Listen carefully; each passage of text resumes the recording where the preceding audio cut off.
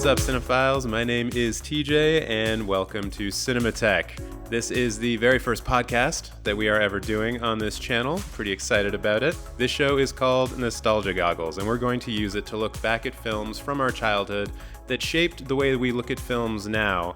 And we kind of want to get into how the original viewer of these films how they view the film versus people who have never seen it before. But before we get too far into it, I just want to reiterate that the point of Cinemateq and the point of the podcast that you're going to be hearing on this channel is to discuss films without using evaluative language. We're not really concerned as to whether or not a film is good or bad, or if the cinematography is good or bad, or if the pacing was good or bad.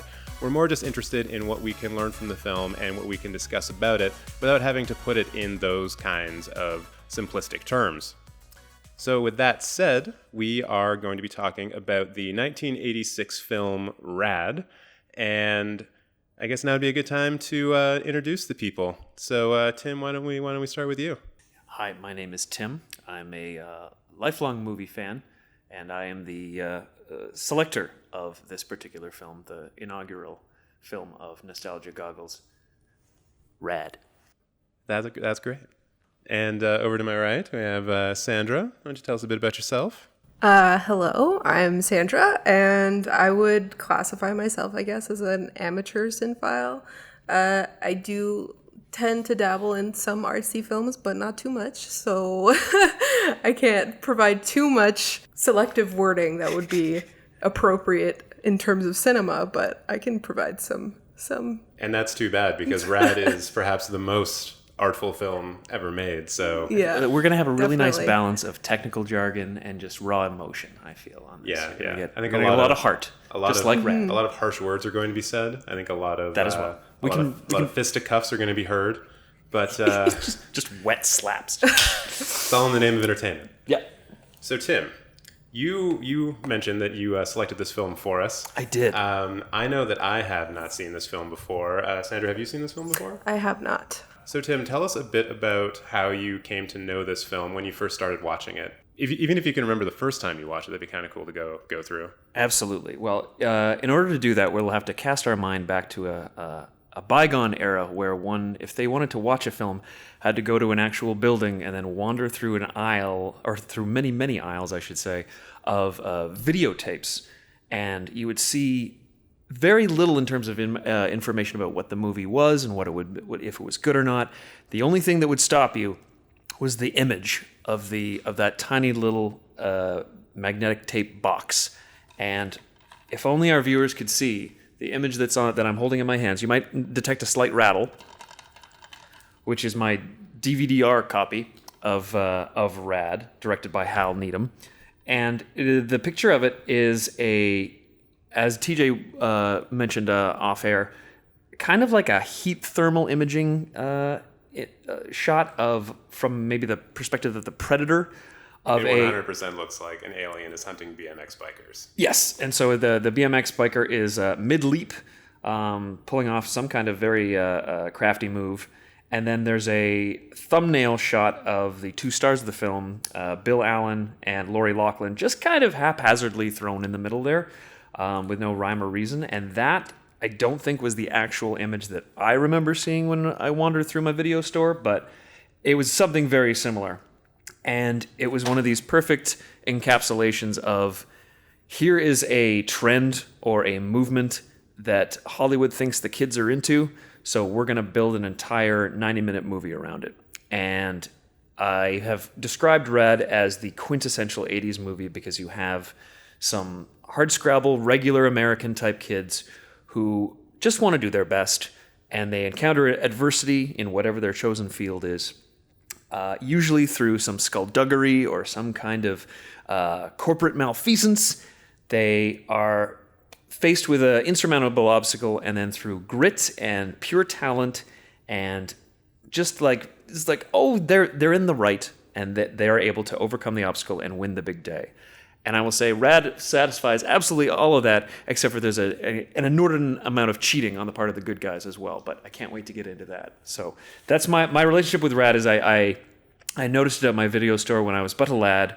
I probably watched it maybe once or twice as a teenager. I came back to it in my 20s, and it there was a certain amount of irony in my enjoyment, and then now it's just pure love. Because how could you hate on anything so pure and innocently joyful as a movie about a BMX racer, or sorry, excuse me, a paperboy who just wants to be a BMX racer?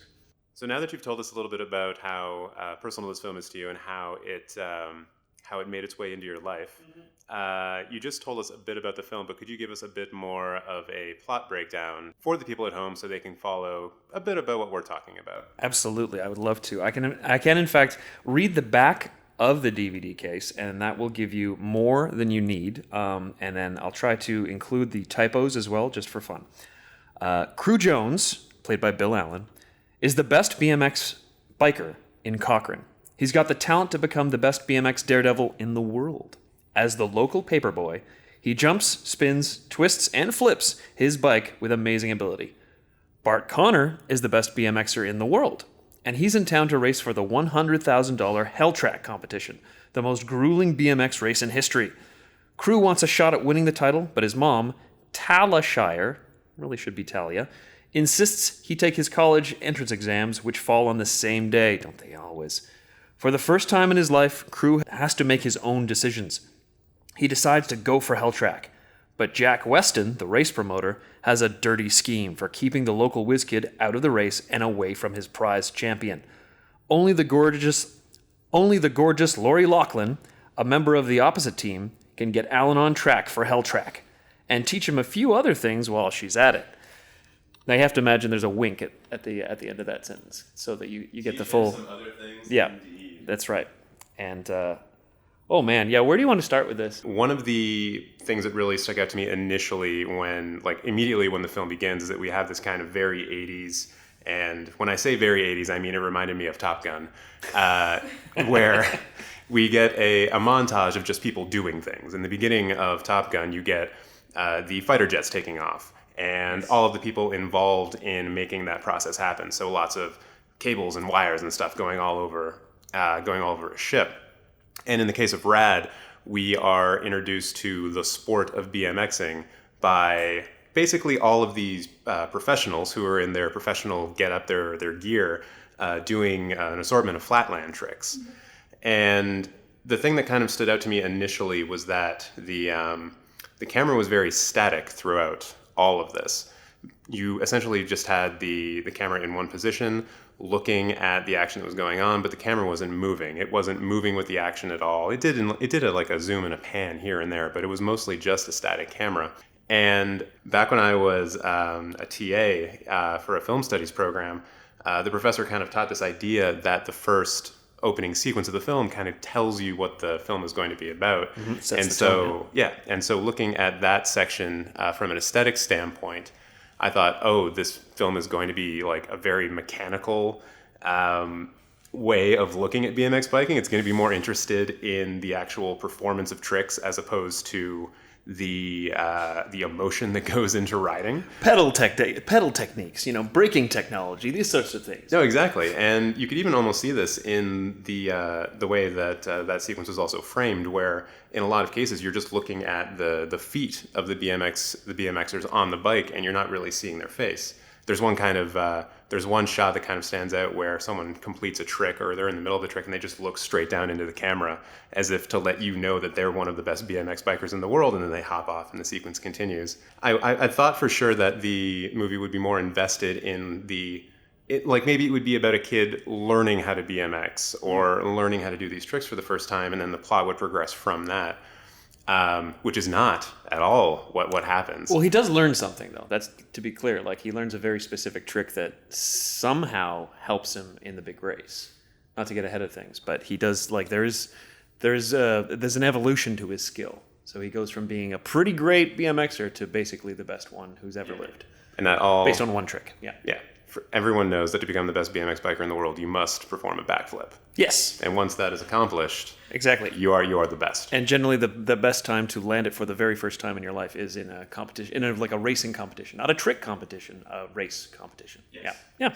And probably, once again, as I say, cheating by going off track and going over an area. Yeah, we're going to get into that. Yeah. But further to your point there, I really enjoy that that shot because it makes me think of how they set it up, and all I could imagine was like the first AD going and just sort of like... You're talking about the shot where the guy kind of pauses and stares into the camera? Well, yeah, and so you just have a series of flatland tricks where the director probably just gave all these professional BMXers who I don't think show up again unless they're racers. Like these are flatland tricks, which is very different from being just like, good at racing at BMXing, but they just wanted to capture the whole vibe, the whole potential, I guess, of being a BMX racer.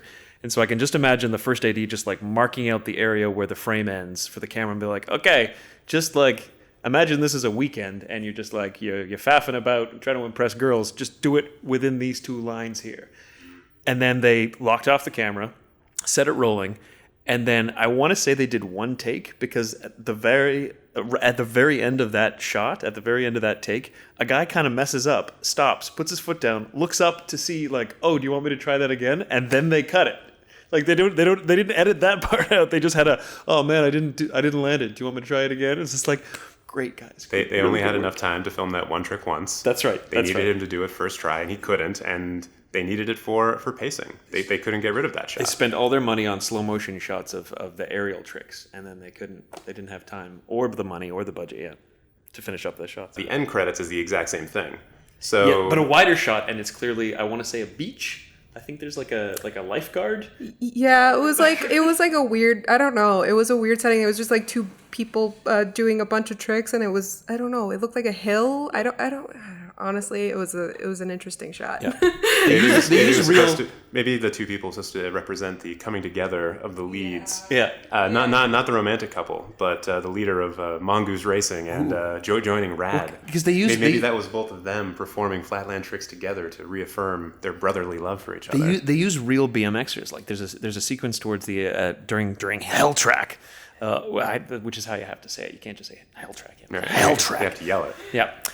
Where they go down the line and introduce all the BMXers, and I looked up maybe 2 or 3 of them, and they're real BMXers, and you can tell they're like, "Hi, how's it going? I've never been in a movie before." I liked how 2 of them specifically were from Canada. Yes, but nowhere specifically in Canada, just Canada, just the country, the area of Canada. Yeah. So that whole sequence as well with this sort of framing device of the opening sequence and the ending credits. I think kind of lends itself to what you were talking about in your intro, Tim, where this was essentially a movie that was meant to make BMX biking a cool thing in America, but it did so from a position where it said, okay, we already have these people who are entrenched in this and who are somewhat well known. Like they make a point of pointing out the guy who's sponsored by Coca-Cola at some point during just before Helltrack or just before the qualifying for it. And so it's this weird, I don't want to call it a dichotomy, but a weird sort of play going throughout the whole film where they're trying to treat BMX biking as this thing that is new for a lot of America, but also treating it as something that is a mature sport. They also try to do this when they reference that Helltrack is going to be the Super Bowl of BMX biking, yes. Kind of making it the big kind of event. You understand how football works, right? Well, this is football for bikes. Yeah, it's exactly the same thing. It's the same thing, yeah. So I guess my question then going off to you guys is, with that kind of in mind, that this film is very much about BMX biking and trying to bring it to America while also trying to set it up as it being this sport that is mature and has actual professionals in it. How did the film, in your mind, like accomplish this very tenuous balancing act between doing those 2 things? It's a difficult task to like try and like make the BMX aspects cool and look good, and then also try and balance the story aspects of it. And that's what I found with this, was there was a lot of like, you would almost take pauses in between with the BMX excerpts, and then like you would get a bit of story, and it was like we were getting fed like little crumbs of the plot in between all of these scenes, and I actually kind of enjoyed it just because it was like, oh, here's a little bit of the plot, now you can take a break, watch some cool BMX tricks, and then move back into the plot again. And to that point, something that I thought of like very early in the film is that they kind of were structuring the film very similar to a Hollywood blockbuster, like a modern one, exactly. Where it's 5 minutes of expository dialogue between some people, and then a thing happens, and there's an action sequence, and it gets out of that pattern after the first like maybe 20-30 minutes or so. But near the beginning, we have that one sequence where the main character and his two friends are delivering newspapers. And then they, later on in the day after school, are hanging out in their little cabin that is, they're not supposed to be there. It's trespassing. And apparently this is such a small town that the one police officer who rides a motorcycle drives up and they're like, oh, now we have to run away from the cop again. This is like a pre-established relationship that happens again and again and again. It's like, oh, it's Officer Mustache. And they do it so often that one of them's like, okay, I'll be the one that he chases. And it ends up being our main character, whatever his name is. I forget now. Crew Jones. Crew, right. Makes no sense. What is his full name? What is Crew's full name? What is Crew short for? Cruz? You think his first name is Cruz? Cruz Jones? Yeah. It's interesting. As good as any other, really. Mm-hmm. Yeah, and then we get this great little sequence where Crew bicycles away from... I think you need to say BMXs away. It's different from a bicycle. It's more extreme. It's so much more extreme. It's X. There's an X right in the name. So he BMXs his way through a lumber yard. Nicely done. And eventually gives the cop the slip, even though if you just think about the end of the sequence a little bit more, the cop or the BMXers are on the highway, and presumably the cop on his motorcycle could catch up to BMXers on the highway quite easily. Yeah. But that does not happen. But and this is there's so much to unpack. It's wonderful. The chase itself, I have so many questions because you go back and forth between trying to understand, like, is he legitimately trying to catch them as like delinquents, or is this like a fun game that they have where it's just like testing your abilities? Because he takes his motorcycle over some really rough terrain, in order to get to that lumber yard, and be like, I mean, if that's a Harley, that thing is not meant to do that. So you're gonna have some paperwork to fill out in terms of why the suspension's all messed up. But he's the only cop in the entire town. He's the only cop in the entire town. So he doesn't have to explain himself to anybody. And then after Crew escapes, like hopping over a non-existent fence, he hops back and he does some kind of like wave to him. It's just like, oh, see you next time. And then the cop gives him like a "you're not bad, kid," kind of like winking the gun thing. He's almost smiling at the end of that scene, right? And then he becomes a character, or at least he's a driving force towards the end during the old town hall, where he's like, we gotta help it, we gotta band together and help everybody. He almost weirdly takes the place of Crew's father, who is absent in the film. Yes, yeah. And in that role, he is really the only father-type figure that Crew has, even though he's maybe in the film for all of 4 scenes, and I don't think he ever actually shares the screen with him. I can't remember if maybe he did near the end. I don't know if he does. That's a good point, because he's like a mild antagonist to sort of show off the abilities of Crew and his crew, but then also to show it's like, oh, these are the capabilities of a BMX bike in general. These are it's another action sequence, or it's a set piece that Hal Needham, being a stunt director, can showcase. It's like, all right, these are all the things that a BMX can do. It can roll down a hill. It can jump over things. You can evade cops. You can so long as you get to a woodpile. Yeah. You could do a dance at prom with it if you want to. Oh my goodness, can we? Yeah, I don't want to jump in too early, but when we get to that dance sequence, the thing about this film, and I think you could fairly call it a cult film because of how it just has these moments littered throughout the whole thing, where you just want to talk about like that one specific moment, and kind of leave the plot behind, because in a lot of cases it's not so relevant to what's going on. It's more of a feeling, and that's like when I say it's the perfect 80s movies. Like it follows that track of as I went from before, and as you mentioned, like this blockbuster, sort of like this hero has to go through some changes in order to save the town or do whatever the thing is, like what Hot Rod was making fun of, basically, but without quite as much punch dancing. There is that notion that like they are trying to balance the idea that like these are young punk kids, but they're also like having innocent fun. And so every now and again, like they'll do kind of jerky things. Like they're like when they first go to school, they just dive bomb the preppies, and they're just like, that's a juvenile asshole. It's like, yeah, that was kind of a dick move. Like you could have endangered somebody. That's not very nice. Yeah. Getting hit by a bicycle is no joke. That hurts a lot. Yeah, I like noticed that too with the characters, which I thought was interesting. It was like a weird take, because it was like we were supposed to be on the side of these guys. We were supposed to like them. But then they were also doing these weird things in between where it's like, that's a little questionable. Yeah. Like maybe I shouldn't like this guy. But it's in that like quintessential 80s way of like guys act like jerks. Usually it's always guys. And then it's supposed to be kind of endearing. Yeah. And then you don't, like, it doesn't really act as like a character trait or any kind of character development. It's just like, oh, he's a jerk, and oh, that guy had a sweater, so like we're not going to like him or anything like that. And they seem to be trying to find that area, like what we were talking about earlier, about where does BMX fit in the zeitgeist of America right now. And it had that, they were trying to straddle that line between introducing this new phenomenon to people who had never heard of it, while presenting it as this like achieved thing, like this going concern with hundreds of thousands of dollars of prize money. Like they offer him $10,000 just for qualifying. It's just like, well, there's some deep pockets. And it was going to be 20. It was going to be 20. And the guy was like, no, I'm not doing that. It's as if he knew that he was going to have to face this problem. Exactly. Yeah.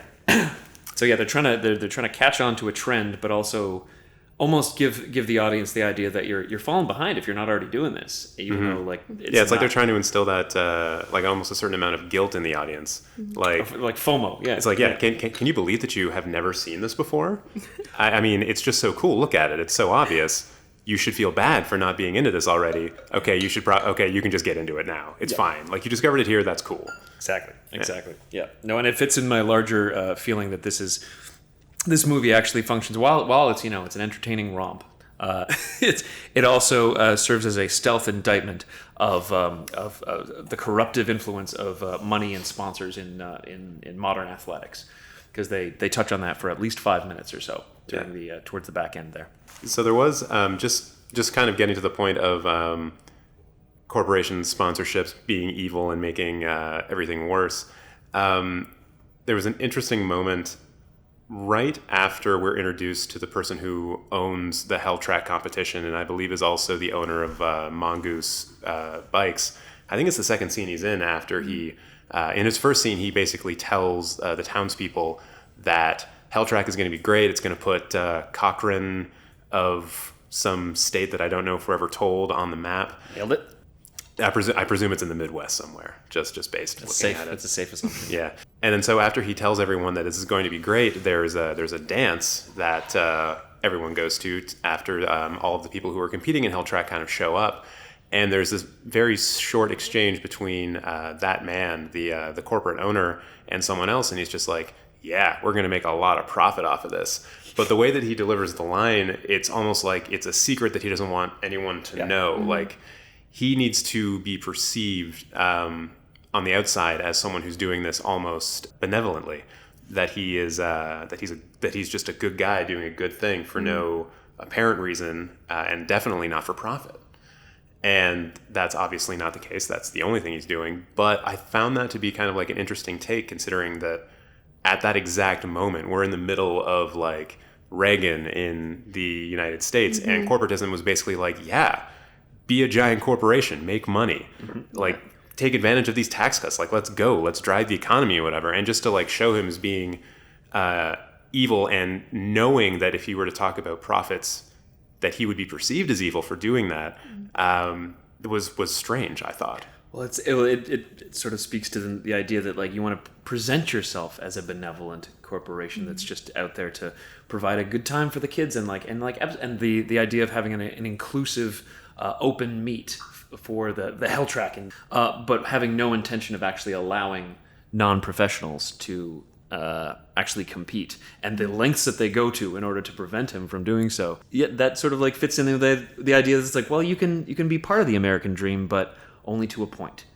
And then the idea of them like, we're gonna make a lot of money, while they like rub their hands together, but then like look about it as like, but don't tell anyone that we're in it for the money. It's classic nefarious bad guy, and so you have borderline cartoonish evil, and then you have the redemption of Ray Walston's character, who seems to be on board with being sort of like the Vichy government, if you will, just to make it really political. And Ray Walston, if I'm remembering this correctly, was the person at the beginning of the film who was on his own BMX bike balancing coffee. And I need to stress the fact that he's on his own BMX bike, even though he's an 80-year-old man. It's like a commuter BMX bike. It's not like a trick BMX bike, but it does very much look like a BMX bike. And he is, from what I gather, traveling from the strip mall that his office is attached to. Yes. And he is balancing, as you say, at least 2 coffees, even though we never see a coworker with him whatsoever. Nope.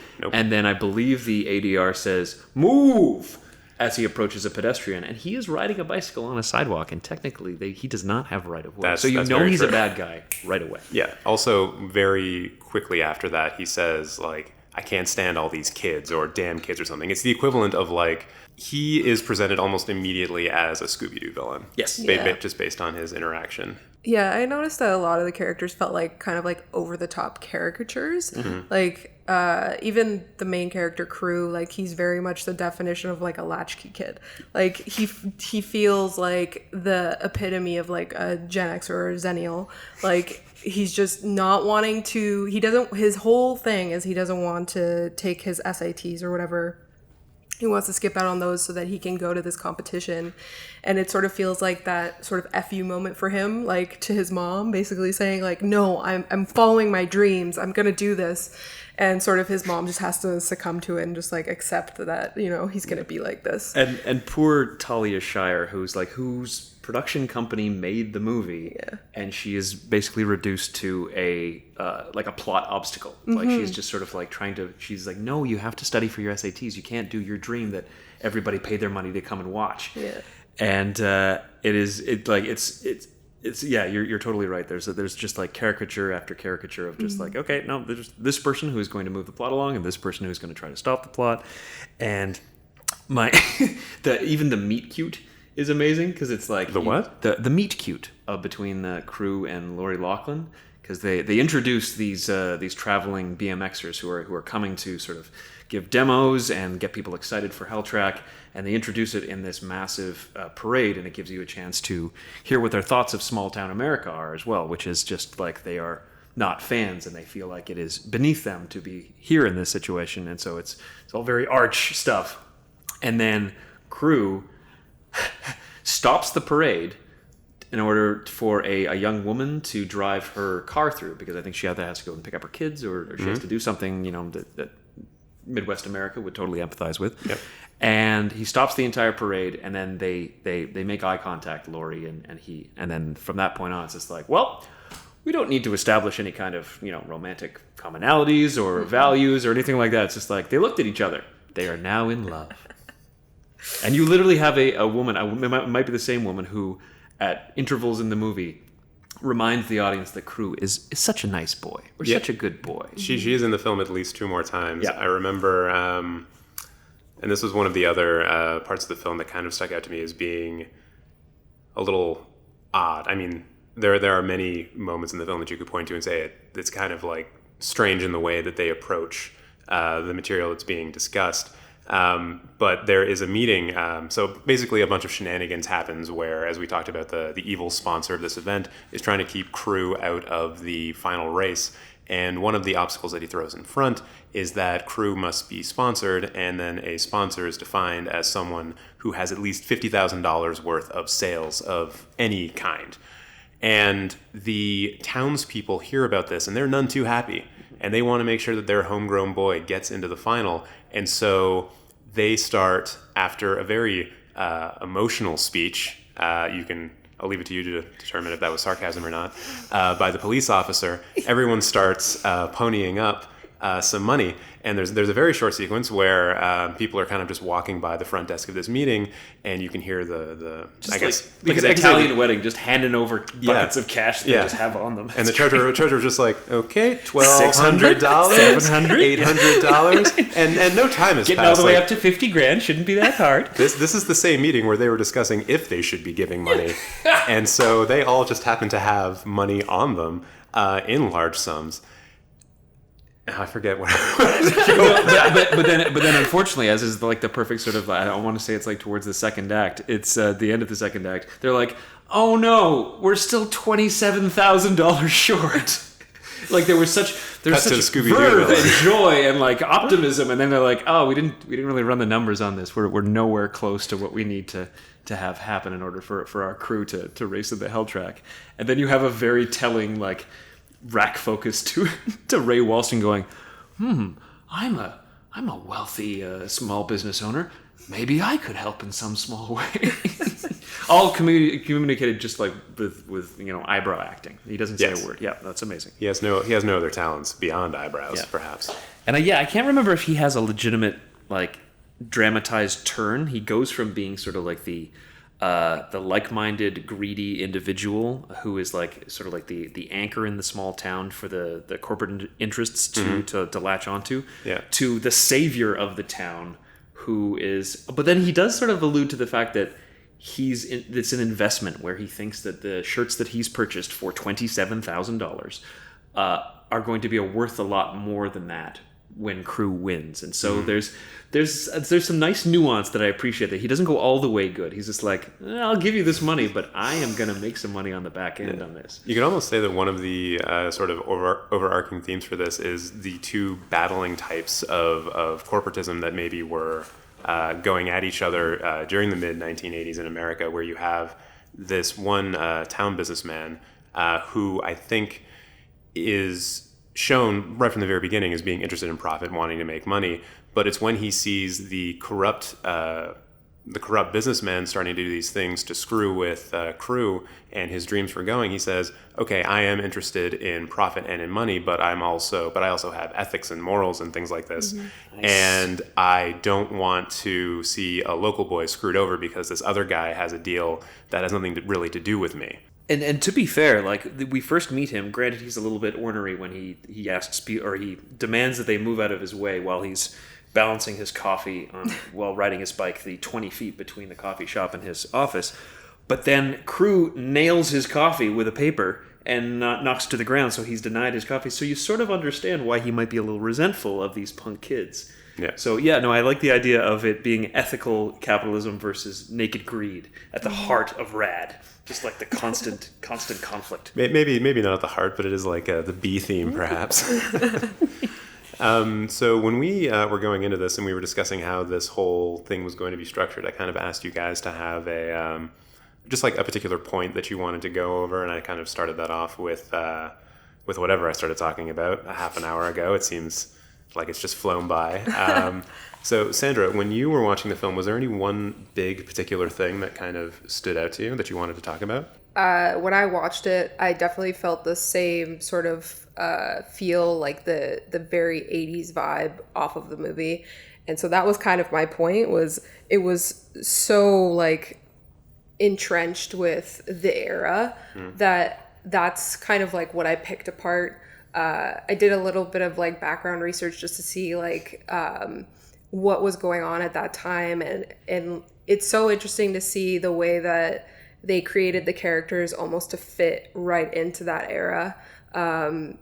As I said before, like they're genuinely like over the top caricatures of themselves. Like, and the most interesting bit to me, I guess, was the way that they sort of developed the relationship between Laurie Loughlin's character and crew.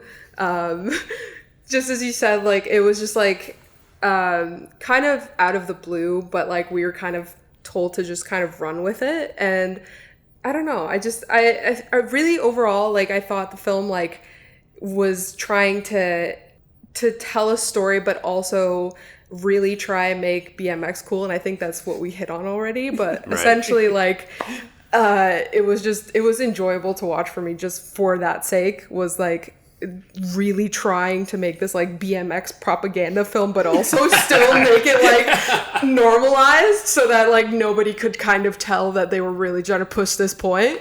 So I really thought that aspect. Were you at all interested in learning how to BMX bike after this? Definitely. Assuming that you didn't already know how to. I shouldn't have made that assumption about you. I was very, very influenced by Laurie Loughlin's character. I'm sorry. Like that to me, she was like the first like female sort of like superstar, you know, like nowadays, you know how we try to always put like a female lead in movies more so now. She sort of stood out as sort of that character, which was interesting because like in the 80s, like you don't really see that much. But in this case, in this random movie, we see a character who's actually kind of almost like a feminist role type thing. She does have a surprising amount of agency for Yeah. like an 80s movie. Yeah. Like she becomes like a member of the family quite quickly, and there's a certain amount of her character that is devoted to just getting crew back on the horse when he's feeling down. But she's a fantastic BMXer herself. Aside from that, I don't know that much about what she's up to. but you're right. Like she's not just like a doormat for him. Yeah. Or something like that. There does seem to be like they put a modicum of effort into some of the like they're not entirely cartoon characters. Yeah. And she was she was a good part of that. And I think it's also good to note, just talking about her character and how she's able to sort of go between these two different worlds, between like say Team Mongoose and Team RAD. When Rad Racers. When we're first introduced to her character, we have the Team Mongoose in their own car, the twins. There's twin BMXers on Team Mongoose. Ronnie and Rex. This is kind of an aside, but they looked a lot like the twins from the G.I. Joe cartoon. Oh, and Tomax and Zaymon, yeah. That's exactly where my mind went as soon as I saw them. And they end up doing evil things later. So I was like, Speaking of cartoons, like they are straight out of Central Casting. Like I have never seen those actors in anything else, but if you ever needed like evil, like snobby twins to do anything, like they just are. They have the perfect sneer, and then you just you get it in stereo. It's amazing. So then in that opening parade, we have those 4 members of Team Mongoose up front, and then we have Laurie Loughlin's character in the back by herself already. So she's already visibly separated from them. And then as we go through the film, they kind of stop identifying her with Team Mongoose altogether. She's never really in the team getup. She's never really with them at all, and she's not part of the race at all. There's no female portion of the race. It's all strictly men who are doing Helltrack. Yeah, that is true. And then it's right at the very end when Crew is actually running his race that she puts on the Mongoose suit again, and it's really the first time we've seen her in it since the beginning of the film, and no one seems to care. Like it's never really a plot thread in the film at all that she is a part of this other team and is essentially owned in some way by the evil corporatist. It's never a problem, and I think maybe the agency that she displays has something to do with that. No, it's a good point, and you're right. I hadn't even thought about it. It just seemed like she was. I remember thinking she's putting on her superhero costume for the big race, but then. Yeah, and now I'm starting to think about it. I was like, there's no reason for her to put on her super uniform because she's not doing anything other than just, I guess, maybe she was signing autographs or doing some kind of like promotional work. If you remember, during Helltrack, they mentioned over the PA that she is being given an award as being the number one top female BMXer in the world. That's right, I'd forgotten that. Yep. So that's likely why she has her official uniform on. That's great. I do want to talk to the split that you mentioned. Like, so you make the very very good point that visually she's already separated. She's driving her own car, waving to the fans and whatnot in the small town of Cochrane. She sees Crew. She falls in love instantly, and then somehow she learns that there is a high school dance that she should probably hang out in because everyone. Well, it's a dance for Helltrack. Is it for Helltrack? Yes. Oh, okay. I thought it was just like they were having prom and then Helltrack showed up. No. I mean, during that party, we have times. We have the evil corporatist and his cronies like spiking the punch with vodka. And so if they just happen to do that at a high school dance, that's either a very damning condemnation of what people were doing in the 80s in America, endangering a minor, or it was their party and they were allowed to do whatever they wanted. No, and there's I've whenever I describe this movie to my friends or to anyone who hasn't seen it, I will often say it's worth it for the dance sequence alone because it is pure 80s. It is absolutely beautiful. It feels like whatever the budget for this movie was, a third of it went to just the construction of Helltrack, and then everything else went to the shooting of this one dance sequence because there is just so much production value in this. And what I always forget is that there are actually 2 dance sequences because you have to establish that Bart Taylor, who's like the blonde, who's kind of like the... He's the number one BMXer in the world before Crew takes him down. That's right, yeah. And he's played by Bart Connor, so there wasn't too much of a stretch there.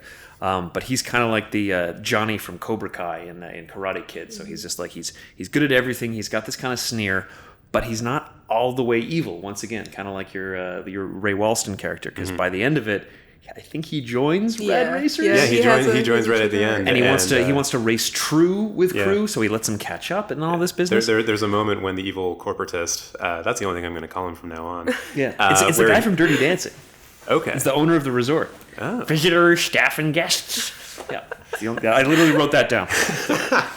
So before the big Helltrack race, he comes up to the three members of Team Mongoose, the evil twins, and Bert, was it? Bart Taylor. Bart Taylor. And he tells the twins, he's like, okay, you have to take out Crew, and then you, Bart, you're going to win. And Bart, at the end of it, says, like, well, this is bullshit. Like, I don't want to do any of this. But then there's actually a moment during the race where the twins do take out Crew, and he ends up falling back to 5th or 6th place or something like that, and then moves his way up to 2nd. But Bart's still well in the lead, and there's a moment where Bart actually stops, and something just fell in this room, but we're going to continue. It's fine. It's just a router. It's just a router. The internet will still work. Yeah, there's a moment where Bart stops and allows Crew to catch up with him so they could have a one-on-one, mano-a-mano duel to the end. And that ends up being Bart's downfall, as he clearly would have won if he hadn't have done that. Yeah, it's a weird little, like, because you don't really get a sense that he's about the honor or the integrity of the racing at all. He just seems to be this fairly cookie-cutter villain who, like, he derides the small town just as much. He doesn't like being there for any longer than he has to. He knows he's the best, so he gives sort of like perfunctory waves to the crowd whenever they call his name. And then you sort of see him grow resentful towards the corporatist, but you don't know why. He's like, I guess he just doesn't like being told what to do. Mm-hmm. This is my leap. And then you have that moment where he just stops straight up and is just like, no, you and me, Crew, we're going to race, but I'm still going to be like 2 bike lengths ahead of you, so I'm going to let you catch up a little bit, but not that much. Yeah. It's not going to be like an even race. But then Crew manages to defeat him, and all is well in the world again. And then he gets fired for doing so. He loses his place on Mongoose, and then just automatically is like, "Hey, I hear you lost your job. Want to be on Rad Racer? Yeah, sounds good." And then lifts up his bike. Yeah. And then it ends on a freeze frame. I was like, "What are you gonna do with that bike? Like, you just lifted it up so that everyone could like get a hand on it or something?" It's very strange. Yeah. Yeah. But it's wonderful. Sorry, getting back to the dance sequence was how it all started.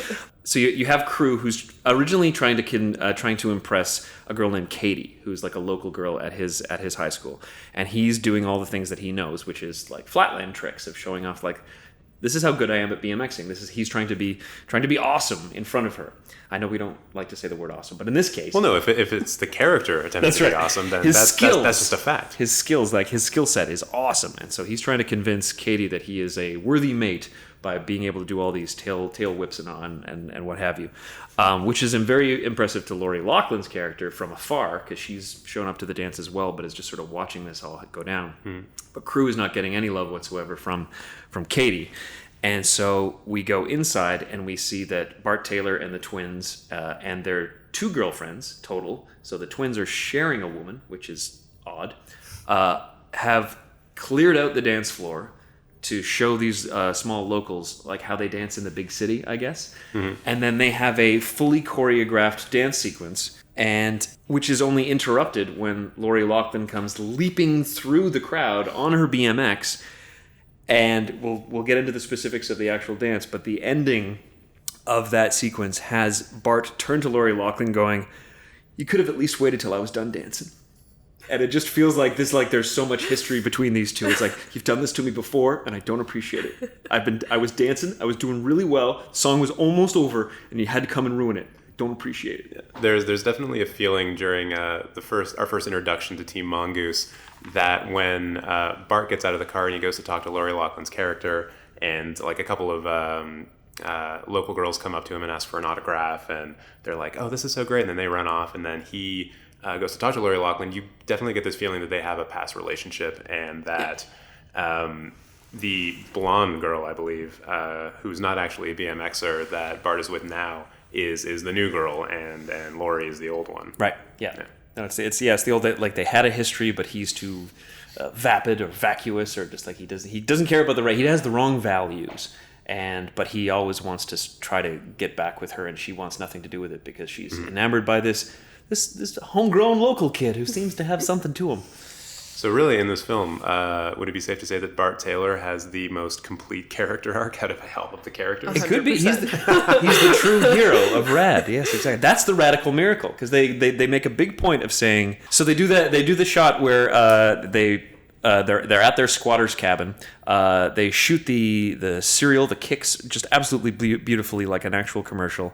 And then the end of that sequence is basically to establish the stakes in that Bart Taylor is an incredibly good BMXer. You can tell because they have a magazine with like a 2-page spread of him saying like the Bart Man or Bart is the man or something to that effect. And then they incorporate the tagline of RAD, which is it would take a radical miracle to beat that guy. And it's like the actual line is like he's going to need a radical miracle to pull this off or whatever. And it's like, a radical miracle. Okay, so maybe this is a stealth religious movie or something? Like, there's something to be said there? But there wasn't any religion to speak of. And there was no miracle. And outside of the religion of BMXing. Yeah, so unless Ray Walston's benevolent act of buying $27,000 worth of kind of poorly made T-shirts is considered a miracle. But yeah, there's the notion of just we're just going to try to get the language in there. It's like radical seems to be the thing that the kids are talking about, so we're going to say radical as much as we can. We're getting a little bit long into this podcast. I don't know how much people can actually stand hearing us talk about RAD. Tuned out after the first 10 minutes. Probably. We'll know when we look at the analytics. We know when you stop listening. That's right. But I think we kind of have to talk at least a little bit before we end about how Laurie Loughlin and crew court each other. Oh, wow. And that's my favorite part. All right, Sandra, take us into it. Tell us a bit about it. Go into a bit of detail as to how this happens. So we get this dance sequence where they're kind of like, it's almost a little bit like watching National Geographic in the way that they're literally communicating through their bicycles to each other. That's right. So they're performing kind of a mating ritual almost. Yeah, essentially. It's like, you can do that? Well, I can do this. And what about this? Oh, I didn't know that. Yeah. And it's actually, it's weird because it's really kind of nuanced in the way that the film is trying to tell this story of their relationship through the bikes. And we don't really get much outside of that other than they end up going to a lake a couple different times. Yep. And we get a little weird sequence there where I guess they've now established that they do like each other and they want to spend time with each other. Mm-hmm. And then from there, it's sort of like Laurie is sort of coaching crew a little bit, trying to help him with his moves. This is where I kind of saw the kind of inner feminist coming out of her, because it was like, he was really trying to make that backflip, but she was like, hey, you should try this. This will work. You got to move the mattresses. Yeah. You're never going to land the backflip if you have mattresses. Lead with your head, and then your body will follow. Take away all safety measures. That's the key to learning anything. Yep. That's actually a very interesting line. Lead with your head, and your body will follow. Yeah. This is a dirty movie, I think. Yeah. So like she kind of like, I feel like she was really the one trying to push this relationship along. Yeah, she seemed to be pursuing him on a lot of levels. Yeah. Mm-hmm. Yeah, it was interesting like how they kind of like switched the roles a little bit, and that's why I kind of saw like her really taking the lead in that aspect. We got another weird sequence at a lake where they were on their bikes again, another weird mating ritual, I guess. They do seem to like sort of like get the actual like shovel dirt work of like having a relationship in the dance sequence. They're like, oh, okay, yeah, no, we obviously are connected on like fundamental levels through our biking artistry. Yeah. And then after that, it's just like hey, you want to come to the lake with me? Yeah, sounds good. And then like it's the first date that I confirmed with TJ that like I didn't miss any other dates, right? The first date they go on a slide fully clothed into I can only imagine frigid water. Yes. Excuse me. It looks like it's autumn the first time they do it, and it just seems to be like it's like, oh, you crazy kids, it's so much fun. And then the next date is like they do this like bike jump into the similar river, I suppose. And it's like, well, I hope you got your bikes out again, like had some kind of inflatable tube to keep it from sinking to the bottom of the river, and you're all covered and you're soaking wet again in the middle of autumn. Oh, but it was a different time in the 80s. Like, it's true. Clothes dried faster. So there was also one thing about their relationship that stuck out to me, and when I was watching their love for each other grow, I was kind of reminded for a few different things, and Tim, you actually reminded me of one when you were talking about the film in the intro, that the film seemed like it was using a lot of coded language, and in some cases not so coded language, to imply a sexual relationship between them, in the same way that Hollywood films from, say, the 1940s, 1950s had to, because there was something called the Haze Code in place, and there was very specific rules as to what you were allowed to show and what you were not allowed to show. And so in those kind of films, you end up getting a lot of very good dialogue between two characters that's meant to imply sex without actually showing it. I think one of the most famous examples is from The Big Sleep, when Humphrey Bogart and Lauren Bacall are talking about horse racing, but they're definitely not talking about horse racing. A lot of saddle talk there, right? Yeah. And so in this film, we get, after the police officer has chased Crew out of the lumberyard, the three sort of amigos are riding their BMX bikes on the highway, and one of them says, "Hey, Crew, do you want to come ass sliding with us?" And I had to like maybe play that back a little bit and say, wait, they're going to do what? Mm-hmm. And yeah, no, it turned out that actually was what they were doing. It's something that called ass sliding. And talking about how their relationship grew between Crew and Laurie Loughlin, the moment when they're going down the slide that has all the water in it, that is what I presume ass sliding is. Yeah, and that's a sewage runoff. We're all in agreement that that's not like a slide meant for children maybe it was to use. Like that's where there were untreated waste. Just I thought it was maybe how, like, if you're logging a forest and you want to get it to the river, like that's the thing that the logs. Yours makes more sense. Yeah. I mean, I don't think Crew's the kind of guy who would swim in raw sewage. Maybe not. Maybe Laurie's into that. I don't know. No. But then in this initial exchange, when they first mention ass sliding, Crew says, "Oh no." I think he says, "Oh no, I'm gonna save it for someone special." And then they say, "Oh, is it this person named Christine or whatever?" Like Crew, it's Katie. Katie, do yes. it for Katie. Yes. So Crew had an initial love interest, and she was not into him at all. Not a BMX fan, apparently. Yeah. Not aware of what's happening in America right now. And so we get this kind of, I don't know, maybe it's definitely not subtle, but I think that this is meant to be kind of a way for Crew saying like, "Oh no, you guys go have sex because you're clearly in a sexual relationship between his two other friends." And he's like, "I'll just save my virginity for some other time in the future." And when we see that scene of the two of them coming down the slide, it's kind of like, oh yeah, they totally had a great time dancing, and now they're doing it, but this is a PG film, and there's a limit as to what they can show, so this is how they're going to represent that relationship. I think you're totally right, because there's a scene where Crew and Laurie Loughlin notice that the other two amigos are wandering off down the hallway, like arm in arm, like they're romantic partners now. And Crew is like, "When did that happen?" And Laurie Loughlin's just like, "I guess you weren't noticing or weren't paying attention." Yeah. So that fits perfectly. To Crew's credit, and I can't give him too much credit for this, but when the three amigos are first depicted, the third one, who is female, is shown as being very tomboyish. I think for the first few minutes of the film, you can be forgiven for thinking that it's actually three male characters.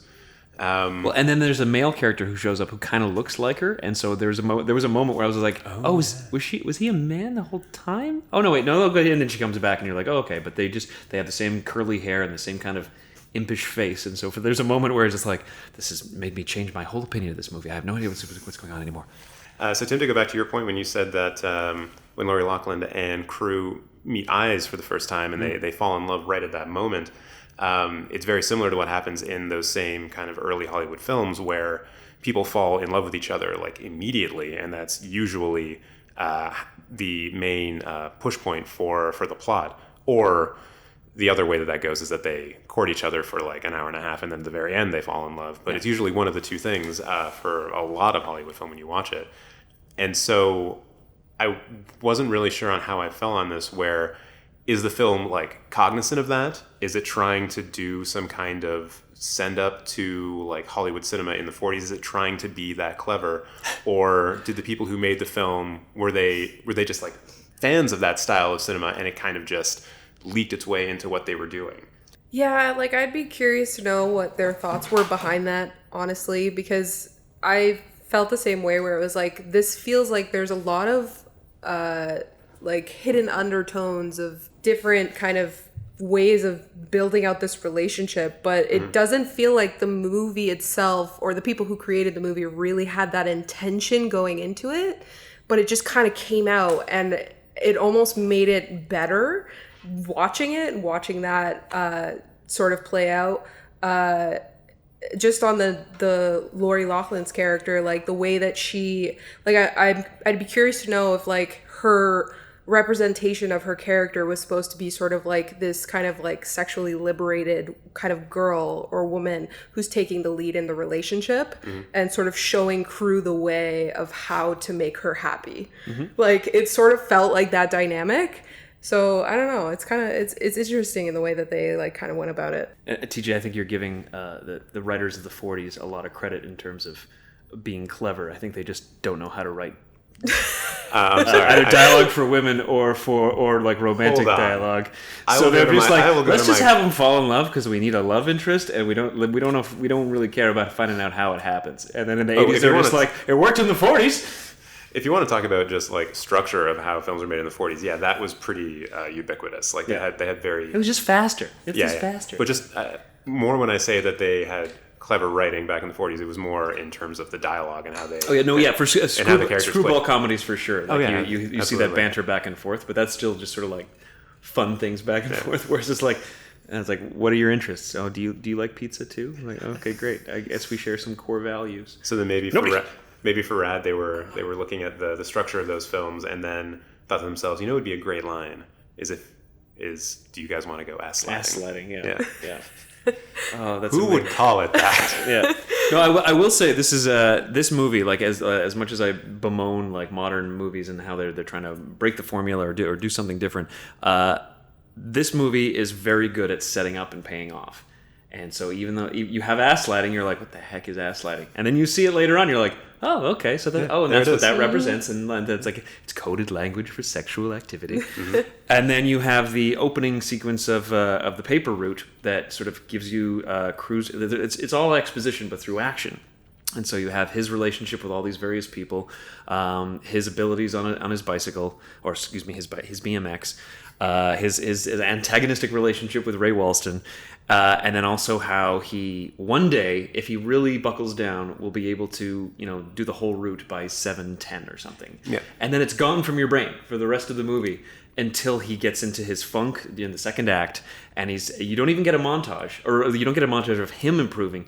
It's brilliant. You don't even need him on set that day. It's just shots of the paper already there and people coming out going, that crew's really getting better at this. And then you have the one shot of him just throwing it over his shoulder because he's finally beat his time or whatever. And It shows you that, and I have no idea what kind of skills you need in order to be like a champion Helltracker, but apparently the vast majority of it can be accomplished by just doing your paper route a lot faster than you have in the past. That makes sense. Yeah, and it's a beautiful thing to witness him like get really down, like just really like, I don't want to do this anymore. There's too many obstacles in front of me. Oh, his line is, nothing can compete with money. I wrote that one down as well. And when he gets in his funk, because he's being beaten down by the evil corporatists. They keep moving the goalposts in terms of the rules of how he can get involved in Helltrack, and then he drops the iconic line, "Nothing can compete with money." But the unspoken line is, it's so iconic, except for more money, and that's why Ray Walston comes in and saves with the cold hard cash. Yeah, because money is actually very important. Yes, it is. Yes, thank you, Rad, for this incredible, amazing incredible lesson. Yeah. Okay, so I think that's all we have about time to talk about. This whole thing is called Nostalgia Goggles. I talked about what we're doing with it in the beginning, and we're going to continue doing these little podcasts as time goes forward. You're probably going to be hearing one of these particular ones, Nostalgia Goggles, every 2 to 3 weeks, hopefully every 2 weeks. And we are going to be doing a new film every week, and it's going to be picked by a different person. And the next one is going to be one from my childhood. It is the film Double Dragon. Tim, have you seen Double Dragon? I have not seen Double Dragon, but I assume it's based on the video game. Yes. The coin-operated console video game. They have the same name. And Sandra, have you seen Double Dragon? Nope. Do you know the video game? No, not at all. Would you care to guess at the plot of Double Dragon? If I had to guess, I don't know why Karate Kid is coming to mind. but something pretty in the good same guess. vein. There is martial arts in both of those things. Okay. Yeah. So it's gonna be fun for everyone, I think. What I remember, and like not to go into it too deeply on this podcast and save as much as we can for the next one, what I remember very clearly about Double Dragon is there are two of them, Yes, that is true. and to open the inciting incident for the game where I guess one of your girlfriends is kidnapped, she gets punched really hard in the stomach by the bad guy, and then they throw her over her shoulder and leave. And then that's it. For like 15 levels. I don't want to get too much into the plot of the film, but I also haven't actually watched it myself in years. Yeah. I thought this podcast would be a great way to revisit it. For a game aimed at children, all I'm saying is like that was pretty harsh, bro. I am almost certain that there is a scene in the film where a girl gets put over someone's arm and then walked out of a room or something that sounds like that. right. Yeah, and there's whips and baseball bats and all kinds of good clean fun on it. But and then you flash if you're injured. So the inciting incident in this film is much less grounded than what you just described. There's lots of mysticism in this. Lots of Robert Patrick of Terminator 2 fame being an evil genius. It's his second best role, maybe, in all of film, which is not really saying much. Is that better than striptease? Perhaps. There's a strong possibility. I was like, what else has he been in? There's no one knows. There's a tangent there I could go off on, but I'm not going to. So we're at the end of this podcast episode. Of course, the whole point of Cinemateq is to have great conversations about film, but the conversation doesn't just stop here. Now the episode's over. Please get into the comments below. Let us know what you thought about this podcast. If you've seen RAD, please give us your opinions down below. And on future episodes, we will get into those opinions and talk about them a bit. If you think we're all dumb, then try to give us good reasons as to why we're all dumb. Don't just say that we're dumb. That's hurtful and mean. Yeah, we like say constructive something criticism. Yeah, be smarter, internet. Smarter, Come on. don't be dumb. Thank you all for watching. Watching. There's no video here. I'm waiting. Thank you, and we'll see you guys next time.